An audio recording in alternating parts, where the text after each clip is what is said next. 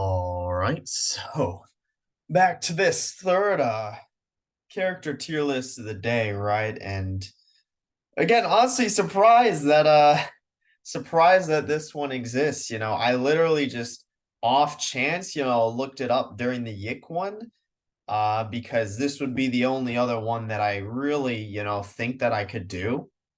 And again, it's something to where it's like I'm honestly surprised that they had it. Like, I really am. I mean, it only is what, three happy and three shit reactions. So it's like, I need to make a new one, add row below.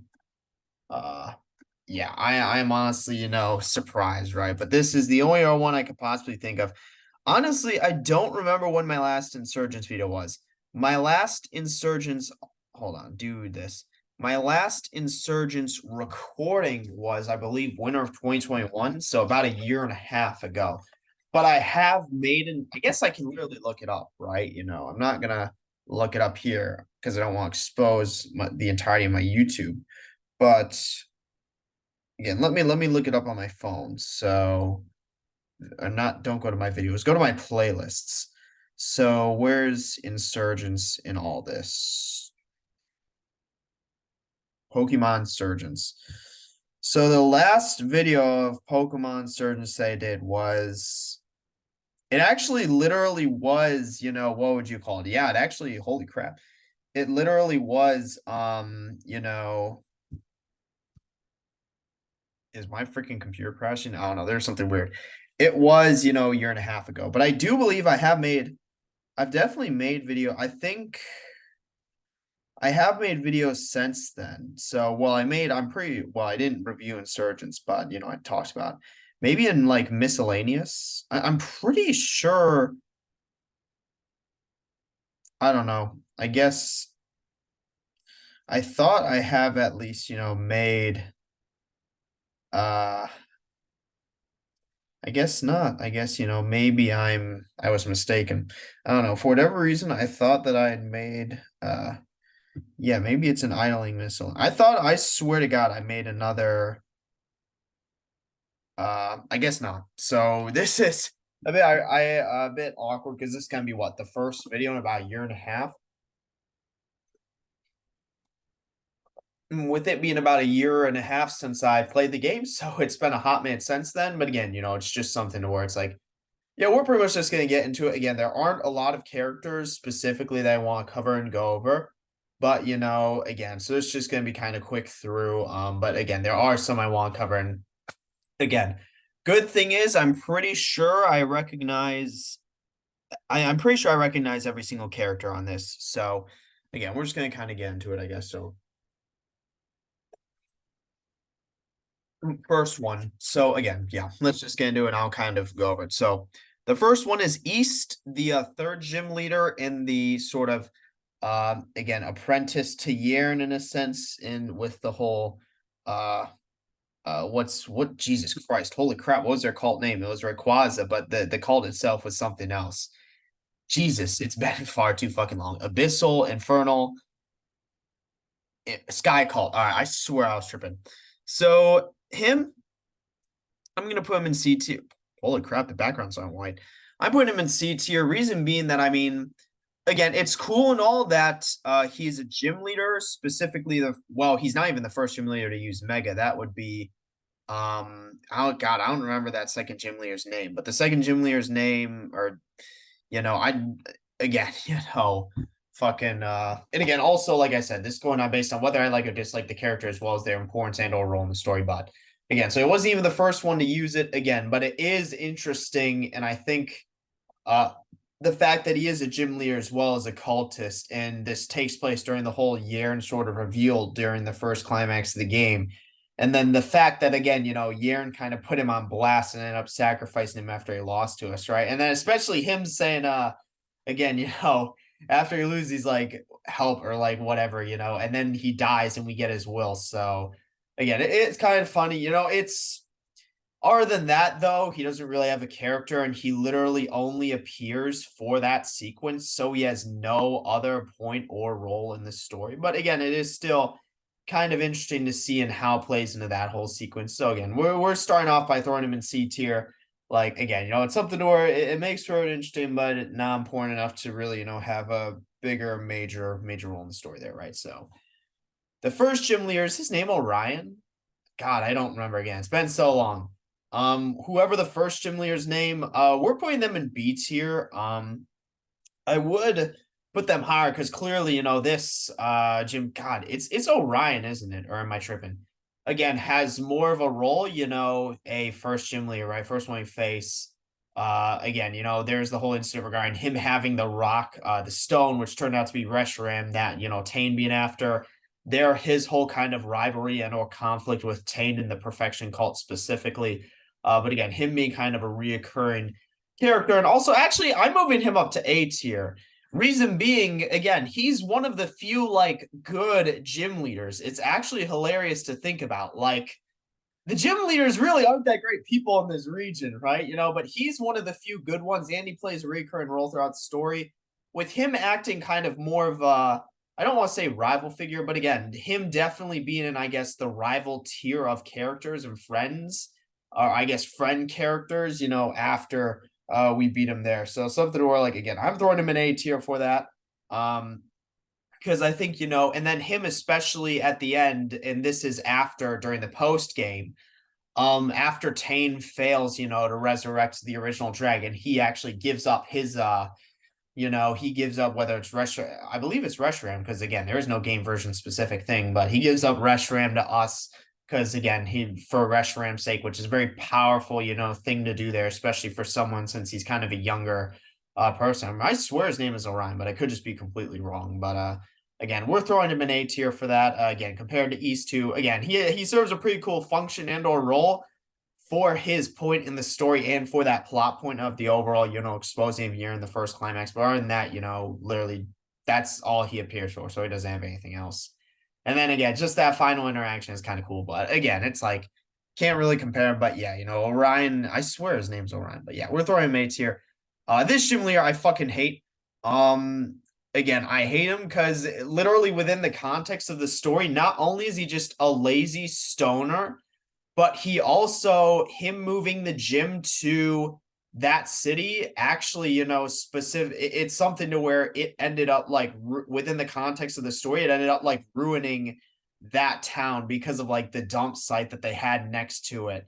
I don't even know if it was for the gym. I just know within the game's lore itself that, again, basically the whole gym thing, ended up ruining that town and like all destroying like the habitat and like ended up like forcing all of its like residents to like move. But like which is a pretty bad thing on top of the fact that this dude, I don't even remember his name, is just straight up a lazy stoner. Like that's his character. Granted, I will say, good part about him is that again, he's the first gym leader to utilize megas. So again, it's just something to where, yeah, but again, like he's literally like just straight up not a good person, like apathetic and what's the term? Not hedonistic, but whatever the term for just being like a consumer basically. He is it hedonism? I'm gonna feel stupid. Let me look it up because again, hedonistic might actually be the term, but that's just basically who he is. And again, I will say, it's not an oh yeah, hedonism, right? It doesn't really make for an interesting character. Like his character isn't really interesting. It's just annoying whenever he pops up, but it is something to where it's like there are 8 gym leaders, so you need to make distinct personalities. So obviously, I get why they made his character that way, but again, doesn't make him a better of a person there or like interesting. It is what it is. Again, that's just the nature of when you have this many characters, right? You can't make them all the same, make them all like freaking like superstars, right? So you can't make them all these like great interesting people. Some of them just need to be like this dude. I don't remember what his gym leader name is, but I guess yeah, there's that. That's the second one. So next we got Adam, which is the 8th gym leader, first augur, and spoiler alert, your dad. His character, again, I'm putting in 8. Oh, that was just a bit of an awkward. I'm putting him in A tier along with I swear to God, his name's Orion. I could just be completely making that shit up. Again, him like obviously, because I will say probably one of the greatest stories ever crafted for any Pokemon game ever or specific plot points for any Pokemon game ever is the mystery of who you are in Insurgence. I think it's going to be so hard to top that. And especially because I was not spoiled on that. I was spoiled on what? I think I was spoiled on Audrey's death, which, funny enough, didn't end up being a thing, and then her being Damien's mother, one of the two. But I wasn't spoiled on who we were. That story and plot point is even if there are better Pokemon games out there, it's going to be so extremely hard to top just the mystery of who you are and this sort of, again, you going through the story, learning bits and pieces and tidbits about yourself, and that culminating with you entering the dream realm and meeting Adam, right? The 8th gym leader, first augur, and your dad there. So besides that, he's also obviously a good person. I mean, he raised us well, even though he was disappeared, right? Let's put it that way. And something where, again, he gives us the badge, and then he helps out, and then especially in the post game when the Deoxys virus turns towards takes over the Darkrai cult, and then the Dream Realm there, he helps out with that. So again, and bargains with his name's Mauled, I think. Yeah, Mauled there. So again, just so interesting, right? Like his honestly, like the only thing that's preventing me from putting him in S tier is, again, his character. We don't really meet him till late on, and again, even though it's the culmination of kind of that story, his character itself isn't really that interesting. It's kind of more so the things he's done. Like his character is like your average dad, which is, again, it's not a bad thing, right? It's just more so, again, most of his character is surrounded by his feats and who he is rather than, or like who he was rather than who he is at the present. But again, just something I want to point out. Like I put him in the tier of Orion. Orion for kind of other reasons, because again, he actually fails a lot of the time. He let Reshiram get taken like 2 or 3 times. He's not at his gym. But again, kind of the trials and tribulations he overcomes versus Adam, where it's kind of like he's already at that point and has done that. But yeah, really enjoys character there. This gym leader, I think her name's Anastasia. We're putting her in D tier. Again, definitely not as bad as the other gym leader, but it's also the one interesting thing about Anastasia is that, what would you call it? She was actually dealing with Tane. She was the one who gave him the armor for his Pokemon specifically there. But it is also something to where it's like, again, that's pretty much all she does, because obviously she's a gym leader. You fight her and battle her, but she doesn't really do anything outside of that. In fact, the only thing she does is like inherently bad. So that's why I said the gym leaders in this region aren't good, right? They're not good people, but it's something where definitely not like to the level of freaking Mr. Stoner Man here and ruining towns. But again, dealing with the cults, definitely bad. But it's also like at least her character's kind of more interesting, but it is something where she still doesn't really do a lot of pure life. I guess she's useful in that you can still buy armor from her, but again, other than that, like not really much more to say there. Again, at least East kind of served a cool function and purpose for like the story or plot at that moment. But Anastasia, like she wasn't even involved with if she were fighting Audrey with us. Because if you remember, that's when the whole first climax of the second climax, right? But when the whole Abyssal Cult event went down, if she were like fighting with us, that'd be cool. Like that'd raise her character up, but she wasn't. So speaking of which, Audrey, a bit controversial. I'm gonna put her in B tier. I know a lot of because like I got into this game through Tyranitar tube, right?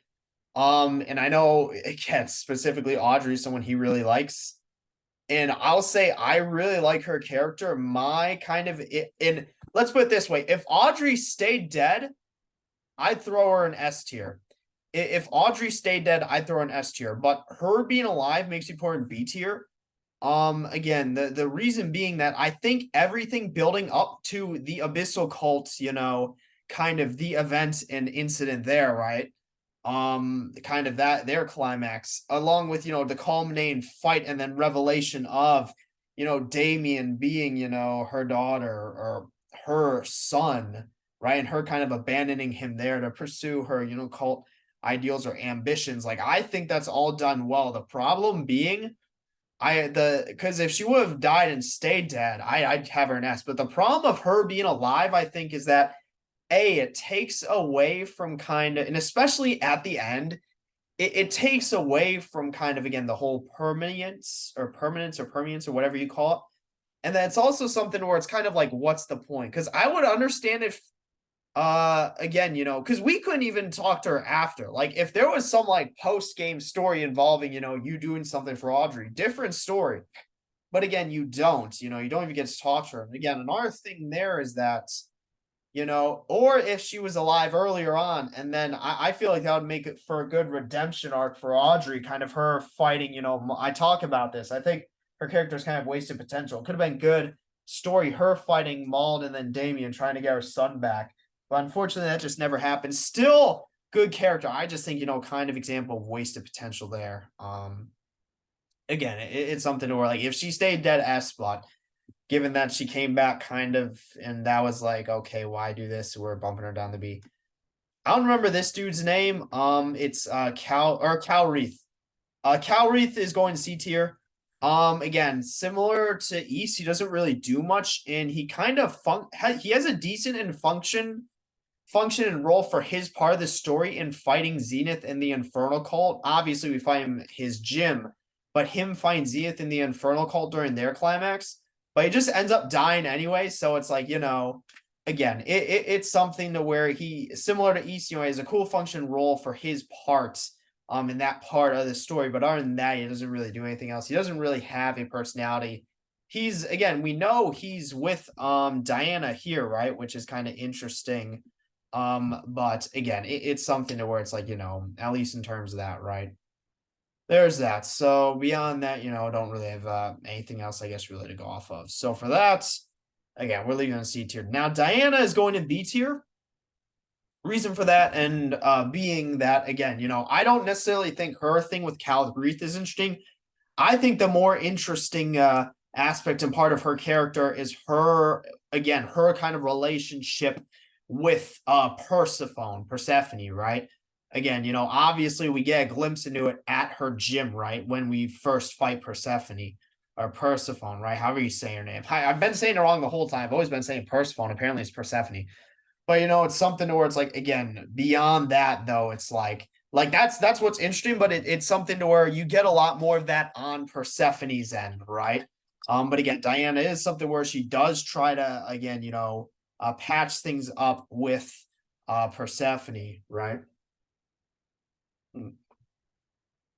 She does try and patch things up with Persephone, especially because she has a Cresselia, right? And Darkrai follows her and stuff, Persephone. But again, just also due to the nature of kind of not just their sibling relationship, but also kind of what happened between them. Because in case you don't know, for a brief period of time, Persephone was kidnapped actually and held captive by the Infernal Cult. And it was we don't know the exact details and background, but it was seemingly a situation where Diana abandoned her and chose to save herself rather than help her sister out. So that's kind of backstory for Persephone and kind of their, I guess, rivalry in a sense, sibling rivalry, and Persephone's intense, desire to kind of, come out on top, and then also just do the fact and nature of her cult being surrounded around or being focused on Darkrai too, right? So again, that's just something to where, yeah, we're Diana, again, that's why we're putting her above the other, gym leaders in terms of, okay, more interesting. That's the more interesting part and aspect there, right? Compared to like Cal Reith, but also most of that's on Persephone's end. So this dude, Elite Four member, we've seen him once, not even gonna bother. This dude, I'm putting him in D tier. I just think he's not that interesting of a post-game character. I don't even remember his name. Again, just not that interesting of a post-game character. Because that's basically what happens. This is like immediately in the post-game where you go to Perfection, a lab, right? Or hideout, and then he's like protesting like Rukra, and Rukra just dips, right? And then you end up fighting this dude. I genuinely don't remember what his name was. And then you team up to try to stop Tane because Rukra tips off on, he doesn't know Tane's whereabouts, but that he's still been obsessed with, the ultimate dragon or whatever. So again, I just don't think he's really that interesting of a post-game character, but it is something to where, okay, I guess you can kind of, again, definitely not as bad as this gym leader, but it's like, the problem is that he's just not that interesting compared to other characters. So in being a post-game, things like we might as well have just done it on our own. I hate to say there's really no point bringing him into the story, but yeah, we'll see there, right? So this gym leader, I genuinely don't remember her name. She was the fourth one I remember because I stopped right before her on my first run. Again, just not really. I don't want to, because I've been kind of putting, because I guess the one interesting thing about her is that, again, she was involved with, because you fight her, right? But then also there's the incident regarding the creation of Maud and Maud kidnapping of Damien at like the orphanage or whatever, the hospital. We know she was there and was involved in the hospital, but it's also interesting because we know that her specifically, she had some backstory with Rukra, right? Her and Rukra, they like knew each other back when I guess Rukra was like studying. I'm pretty sure it was her, right? Yeah, I think, yeah, she knew Rukra there. So that's just, again, interesting. It's some interesting backstory. And she reveals that, okay, Rukra wasn't the same, or that, he was different when she last knew him. So again, I just find that extreme, or that was her, right? I need to make sure I'm not getting this wrong. That I'm pretty sure, yeah, that was her because she's the one who runs that place, and it's her father. Her father is Mauled, and he was the one that again, obviously that Rukra transformed there. So again, it's definitely interesting there. Again, it's something to where similar to Cal Reith, it's more interesting from Rukra's end, but again, she supports that. So again, using similar logic to put her in C tier there. Augur Year. I'm putting him in A tier. Reason being that I think it's the perfect first climax of the game. Like this is I think any other climax of the game, again, let's put it this way. This set the bar high. You're the first climax with Augur Yearn, that set the bar high. Again, beyond revealing that, okay, not only is he the Augur who has immense power, as the leader of, was it Torin, right? He also, again, is the leader of the Sky Cult, who, again, worship their legendary, and that given that he was actually able to not only summon it, but also not only summon it, not only be able to mega evolve it, he's the only one who's able to ever mega evolve their legendary, but then also, again, use the crystal to its power. And again, not only that, but also the fact that Yearn was kind of the wrench in Nyx's plans. He was really the only one that kind of, everything else went according to her plan. It was really only Yearn that was the one who, again, that was the one who kind of threw a wrench in things and then messed with the plan there. So that I think deserves recognition. The only reason he's not going in S tier is for a similar reason that I put Audrey in B tier, is that I feel like it was a lot of wasted potential and missed opportunity for him not to team up with us to fight Nyx. If he teamed up with us to fight Nyx and somehow died in that fight, I'd create an SS. Oh, that's a little SS plus, S plus tier, right? For his character specifically. But again, it's kind of similar to him and Audrey, right? I just feel like they could, if their characters were realized to their full potential, they would easily both be an S tier. But unfortunately, they're not. So we're leaving their characters in the tiers I applied them. But again, still, Yearn just held such a dominating and powerful presence, like early on the game, which again, it's never really followed up on because the next time we ourselves directly interact with him is after he loses to the freaking Garrotian cult member. But it's also interesting. Another interesting thing about his character, though, is seeing him deal with the other cults, specifically Persephone, again, behind our backs, right? He's really the only occultist or cult leader who deals with the other cults, right? Or at least, interacts or teams up with them. So that's just, again, that's very interesting there. So this guy also an Elite Four member. These four are the Elite Four. Wait, actually, no, they're not. Wait, I'm a fucking idiot. This is the king. Yeah, this is the freaking king and the original owner of the crystal. I'm tripping. I'm throwing his character in B tier. Reason being that I honestly didn't find it interesting. It was cool fighting the Timeless, And then again, seeing all the other members from the different various, games and such, since we know, because what was it? I think it was something crazy. Wasn't it like, Audrey was like, isn't she like Archie's granddaughter or something? There's some timeline that places Torrin 30 years in the future. And I think it has something to do with Audrey, if I remember correctly. But again, yeah, just I mean, it's cool to fight the timeless, right? But and again, we learned that he was the original person who had the crystal and was the creator of like the timeless, right? And they end up disbanding because it's no longer needed once we, again, as the augur, take ownership and possession of the crystal once more. But other than that, again, similar reasoning to like these two. His character just really isn't that interesting. He has no real like backstory. It's just him dealing with the first augur kind of fucking up, again, him dealing with the first augur, Zenith, him fucking up, augur and kind of stepping in, throwing a wrench in everyone's plans, including Nyx's, because he didn't even see Nyx coming, right? But again, it's something to where again, just again, like I think it's cool that we got to fight timeless, but that was the main benefit we got out of that. So I was gonna say I was tripping. So Nora, I'm throwing her character in C tier again. I can't bring myself to put her character in D tier. Reason being that I do think her character is interesting to start off specifically. The problem being that again, her character similar. Oh my god, I talk about the three characters that had the most kind of wasted potential, or I feel like, didn't live up to their full potential. Yaren, Audrey, and Nora. Like Nora, because again, she met us and she saw our mystical. So she, again, similar to Vela for Yik, funny enough, is very knowledgeable on that kind of stuff. And plus it's something to where it's like, not only is she very knowledgeable, but it's something to where, she at least at the beginning occupy that sort of mentor, again, she was kind of teaching us, and kind of that guiding role as well. The problem being, again, it never really, I don't want to, it never really evolved beyond that and never really turned into anything else, because obviously once we reach a certain point, like we're fully caught up, like this, especially by the time of, the eighth gym leader, right?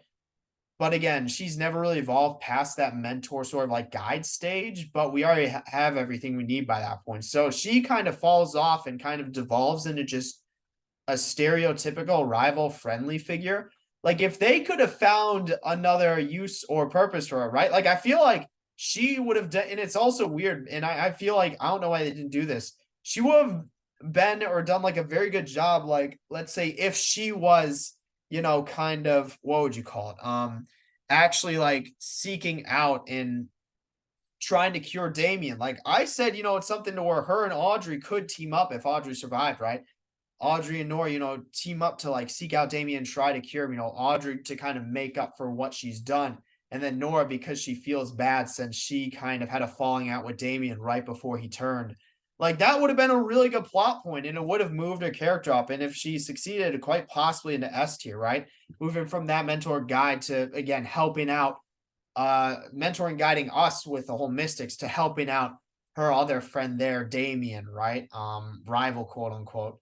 Actually, helping cure him and then free him from the Deoxys virus. So I, again, similar to Audrey, just I feel like I don't want to say wasted, but like because it implies that wasted potential is Yik, right? This is just merely like lost or unfulfilled potential. So again, we're throwing our character there, so that's the big thing.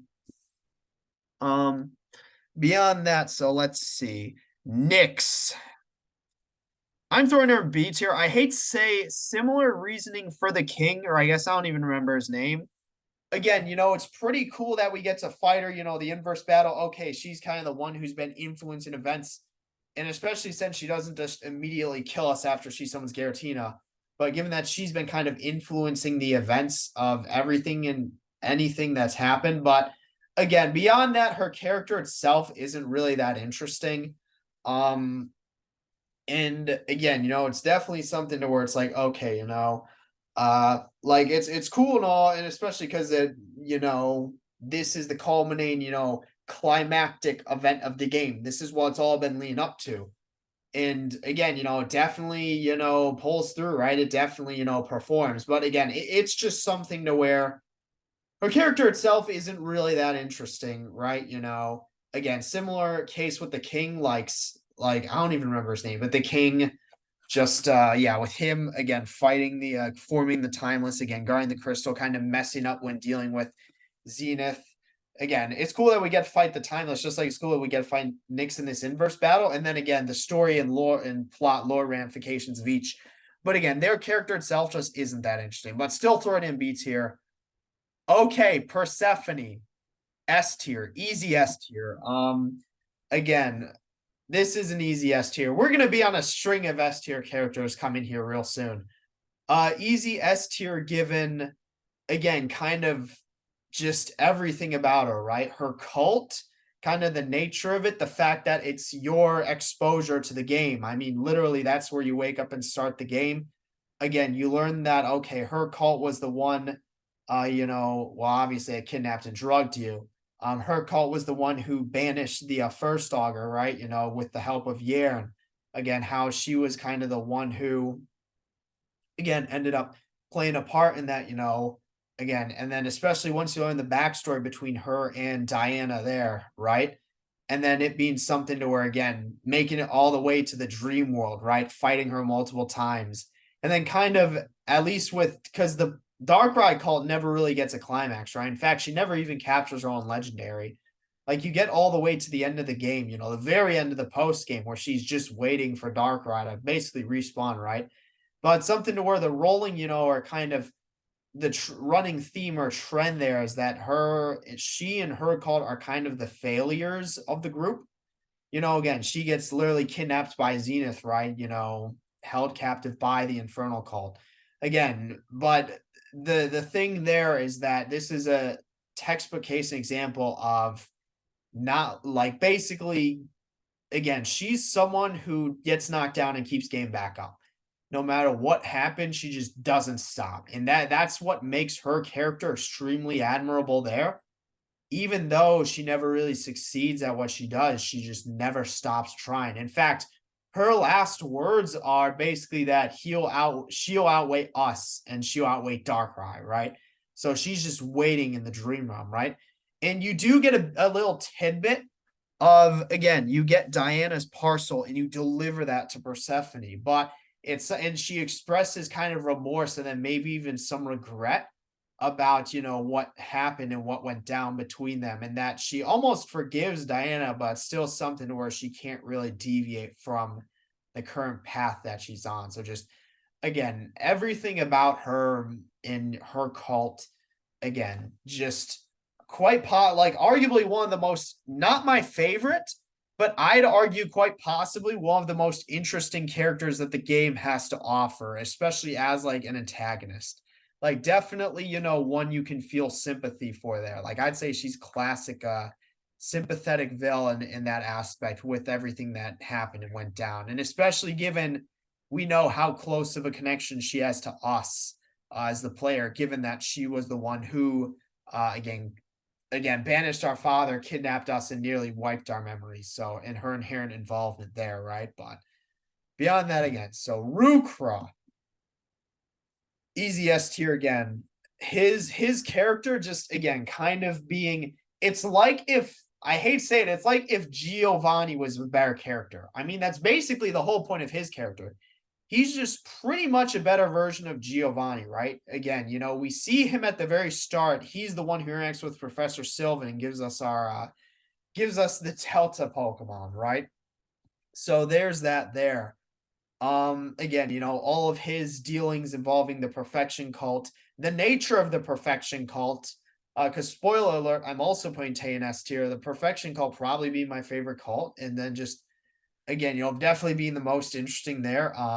Him kind of having a hand in events throughout, and then kind of, the very like working both with and against us the entire time.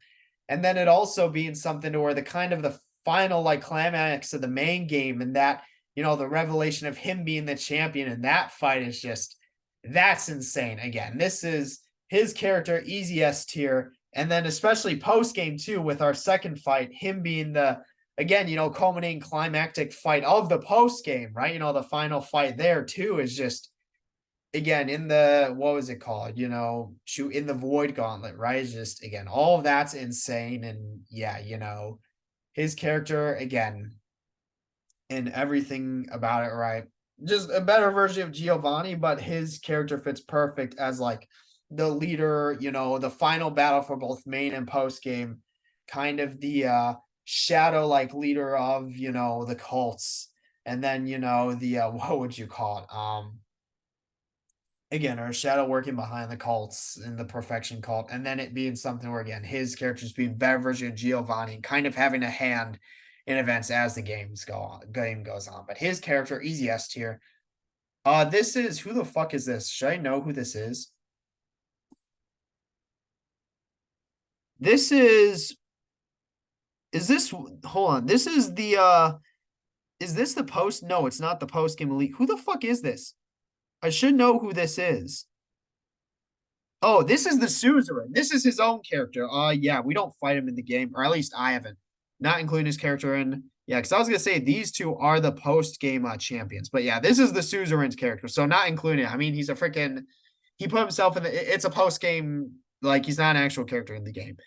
Tane, another easy S tier for me. Again, his character kind of being, while Rukro is kind of the shadow and working behind the scenes and kind of assisting Anos, Tane was kind of the face of the perfection call. And for a decent chunk of the game, and just continuing throughout, the greatest, or I guess, the most pressing threat or matter that we've had to deal with. Again, the big thing being, he's able to realistically, both him and Rukra, take on other cults, right? I mean, we pretty much see this, happen. Like they're easily, two, like, of the most powerful, characters in the game. But then again, Tane actings are kind of de facto and pseudo rival, right? The big thing with his character being, again, like we fight him like 7 or 8 times throughout the game, right? But and then also the revelation at the end, which kind of continues it on to Pokemon. What's the Pokemon Azurite, right? Him joining the team for Azurite. That's a really cool send off. But again, him just kind of being this constant threat and, the face of the perfection call, really acting like, a rival, right? Or as a rival character. Again, really interesting. You get a real feel for the dichotomy between him and like Rukra within the perfection call, and get kind of an understanding of why they eventually fell out there. But again, their character, again, easy S tier in my mind. Tane, unironically, is probably one of my favorite. Like I'd say if I had to pick one, probably my favorite character in the whole game. Like his character is just done like so well, right? Between him and Rukra, definitely. But I'd say most interesting overall is Persephone, but favorite character goes either to Tane or Rukra. This gnarly 4-member, again, we're ignoring these 4. Zenith, A tier. Reason being that, as kind of like, again, because not only the whole revelation of him being Zachary the librarian, that blew my mind. But that's the first thing. And then second, kind of his machinations, and again, because even though Audrey was like, or I guess technically Yaren was the first climax, but Audrey held, the main climax for the Abyssal cult. Zenith holds the main climax for the Infernal cult. So even though, Audrey's technically the first main climax, like Zenith is the first one where it's like, okay, this guy's just evil, and he's evil for the sake of being evil, and need to take him down. I mean, his plan was early mind domination of the world, right? Using the fear of the fucking, Deoxys virus and creating a vaccine is like a honing beacon for that. So again, something to where he does die, right? And he actually gets betrayed by the Oracle, who's the next character. But something to where, for being just a blatantly evil, and which also I think it would have made sense to bring Audrey back, because that way Zenith would have basically been the first death and the one to fall, which would have made it much more thematic there. But again, it being something where just being a blatantly evil and also being smart, that's a big thing, because he's not just like, freaking like mustache twirling villain, right? He's evil, and he's like just pretty much blatantly evil, right? Like he just wants world domination. Like at least Audrey had some kind of sympathetic aspect or nature to her character. Zenith, he owns it, right? Again, between feigning as Zachary, right? And then again, his use of like the vaccines there, right? Quote unquote. Again, and again, like it's just it goes well there. And him being, I guess, since especially since we learned that again, Zenith and the Infernal Cult was the one kind of behind. They were the original cult and the ones who were originally fighting, the first augur and the timeless there. So, but again, him being intelligent, like specifically regarding again feigning as Zachary in order to gain info and then learn of the prophecy, right? Again, him using the vaccines, him, design a pit trap for Calreath, even though he probably could have just straight up being Calreath at that point. I mean, he had Primal Groudon. But again, and all of it makes for an even greater fall with the reveal of, again, the next character, right? The Oracle being a fraud. So, again, the big thing there is that, yeah, his character is just similar to Yarn. I feel like his character would have, like, I don't think there wouldn't have really been a situation to where I could put his character in S tier simply for what it was. But again, just everything about it easily brings up to A tier. So, the next one, the Oracle. I'm actually putting him in C tier. This, again, I really like his, again, it's a similar thing to Easton Calreath. He serves a role in function, again, I like his role and function, for his purpose within the story, right? His, feigning the Oracle and the betrayal of a Zenith there, right? Again, figuring out or learning that he's working for Nyx. But the issue is it's never really further developed, and it's also weird because he seemingly did it for what, like money? If Nyx ends the world, there's gonna be, again, it was just something that it was never really developed, and it's something to where, again, he seemingly serves a similar function that East did to Yarn, but it's something where again we don't really see it, so can't really put his character higher. Again, it's just something where it's like, yeah, maybe if there was more of a developing function there, but again, they're just his character wasn't meant to be. So, also hold on a second. All right, sorry, being off my freaking hydro flask. Next, we have the post. I remember this dude, the post game Professor Villain. I'm actually throwing him in B tier. Reason being, I feel like he's a great post game villain, even though his character is kind of a comedy and a joke and doesn't really, I guess, amount or bring up to, like, I feel like, his character compared to, this dude, right? At least his character is somewhat interesting and is somewhat enjoyable to watch, like with the comedic stuff. This dude's character isn't, but his character is. And not only that, we also learn, quite a lot from the post game, right? And that sort of, venture there. We learn about, again, Deltas, right? Their origin, how the Perfection Cult brought them to Torn from the other region. We learn about, Augur Yarn's ventures into the region and looking for a powerful, what would you call it, Delta that rivaled Rayquaza, and it turned out to be Delta Regigigas. Or was it? No, it was just regular Regigigas. But it was something to where, again, you had the Delta Reggie trio still there, and that which he ends up capturing. But again, him going kind of mad from that and then seeing his character. But again, very interesting. And I feel like, very, very fun, entertaining post-game villain. I feel like they went in a good direction with the post-game and, kind of him being a villain, because it was going to be hard to top, like, we haven't put a cult leader below B tier so far. And the only reason Audrey's in B tier is because of, again, lost potential. The only reason Nyx is in B tier is because, again, just kind of the nature of her character. Like, what she did was very interesting, but again, her character itself doesn't really have much. But other than that, we got 5 cult leaders in A and S tier, with 3 of them being in S tier. Like, they did, like, the villains in this game are arguably the best part of it. But him being a post-game villain was definitely the right direction after what we got from the early game, or the main game, and especially since those guys were still active at this point, even during the post-game. So again, it's something there to where it's like, yeah, again, it's just similar to Nyx. Like, he's kind of inherently Nyx just because she doesn't really have a character or personality, but him because, limited kind of his role as a post-game villain. So again, gonna throw that there. Next, again, these two are the post, what would you call it? Post game champion. We're not including them. Damien, easy S tier. Probably the best rival character out of any Pokemon game to exist ever. Like, unironically, like, as to where Nora comes up flat, like Damien's like character arc, like in again, just everything involved there, like it's just they did literally everything right with his character, kind of what he went through, or kind of how he started, what he went through, where he ended up, right? And just everything involved there. The whole storyline with him and again, him becoming corrupted with the Deoxys virus, and then again, eventually us curing him, right? But also everything leading up to that point. His character is just done so extremely well. It's hard for me to put it in words. You just really do get a feel for him. And again, his character, who is his character remind me a lot of? Again, he's basically like the him. I actually, you can really compare him a lot to Persephone, with Persephone kind of being the underdog cult leader, right? The one who kind of keeps getting back up after she falls. Damien, it's kind of the same sense, but for, the rivals, right?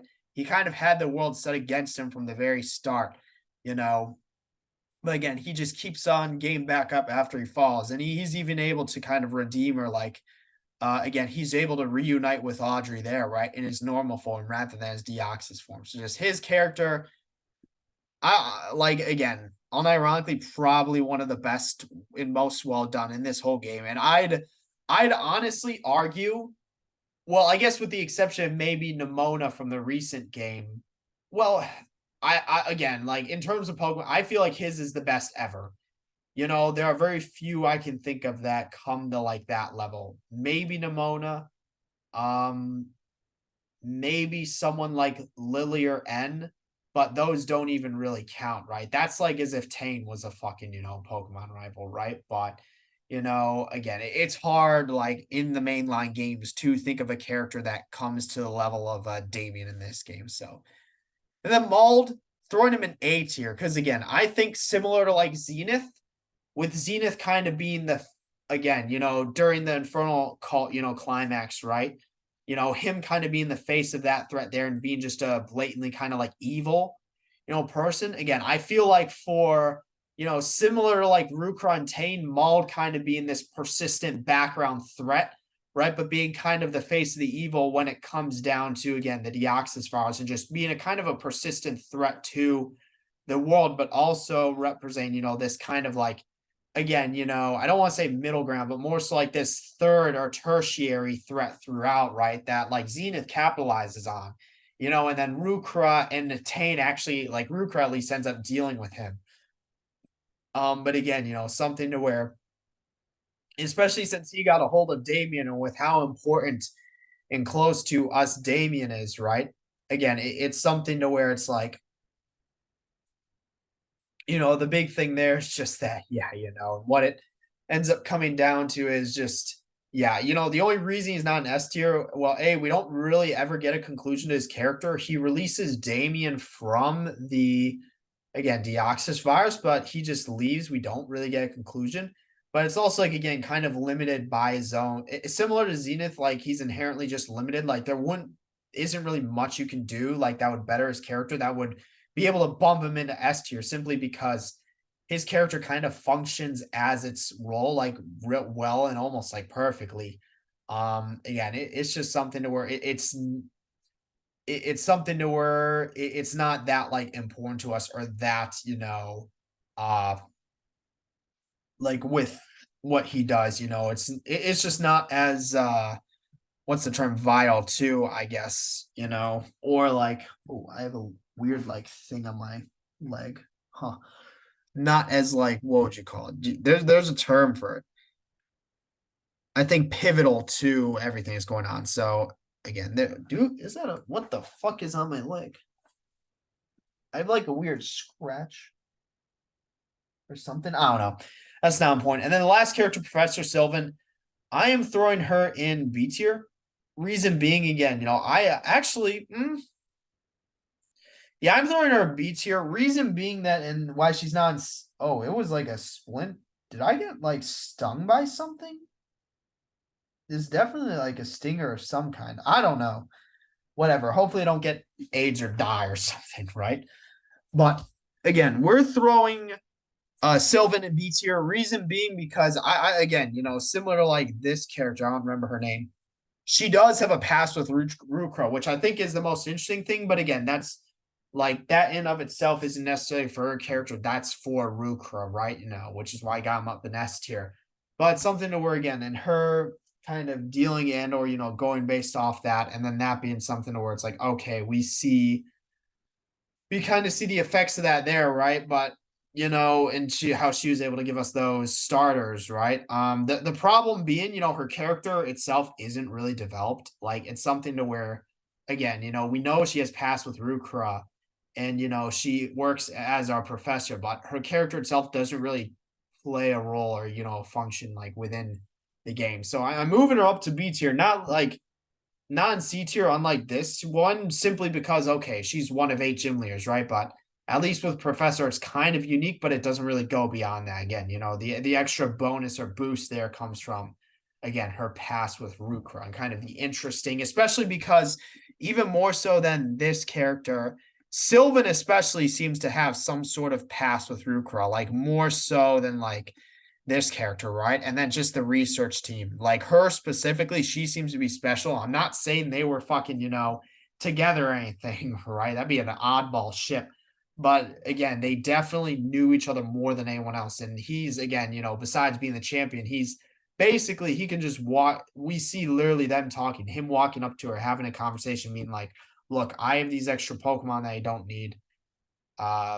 Their deltas, feel free to give them out. And then, because it's something where Diana even calls her out, for dealing with Rukra. So him knowing about Rukra even then, but her kind of saying that, he wasn't always like that and that he was an old friend, kind of some, again, tragic.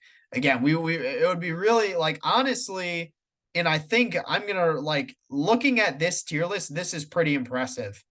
I mean, like compare this to the Yick tier list where we had what one character in S, one in A, and the rest in B through F. The Amori tier list, we had what? 4 in S, 4 in A, 4 in B, and I think the rest in C and D. But again, Insurgence is relatively similar, right? What I will say is that I think again, and what we can see as a general trend or theme from this is villains are probably one of the game's strength. The cult leaders and the cults, like again, they do such a good job with those within the game. I mean, the lowest tier, what we got 2 cult leaders in tier B. We have what 2 in tier A and 3 in, or well, I guess 2 in S tier, right? But 3, if you count Tane. Other villains, right? We have in still tier B and A. Well, I guess this one counts as, but yeah, and then just again, the fact that the cults and cultists are done so well in this, along with Damien's character specifically, right? Again, him as like a rival, just again done so well. Along with the fact that, ironically enough, the gym leaders are generally shitty for the most part, shitty people. I just find it kind of funny, but I think in to cap it off, it's something to where I think a prequel of Insurgence, which kind of goes through the formation of the cults, the backstory specifically of a lot of these characters, like a backstory for Rukra, how he knew Sylvan, this character, and kind of his falling out with Pokemon research, right? And especially, with the prior or previous state of the perfection cult, since it used to be way more than just 2 people, him and Tane. Backstory involving Persephone, specifically what happened between her and Diana, that would be, and then especially Zenith and the Infernal Cult, backstory in Augur Yearn and how he got to power, Zenith and how he ended up, fighting the Timeless in the first Augur. Again, Audrey, her backstory with how she ended up giving up Damien there, like everything that happened with that, no real interesting backstory with Nyx, I hate to say it. Kind of backstory on Nora and how she got her Mystic Legendary. But yeah, it's just like there's like I feel like granted, because Azurite is a completely different game, but it also might not even finish and it's a sequel. I feel like a prequel to Insurgence would be like perfect to kind of connect the events from as early as the first Augur to the start of this. And with how many, baller like Insurgents does a really good job with its characters. With how many good characters we got here, would just be so interesting. But with that, I don't really have anything else to say on that. So yep, that's it for this one. See you in the next one.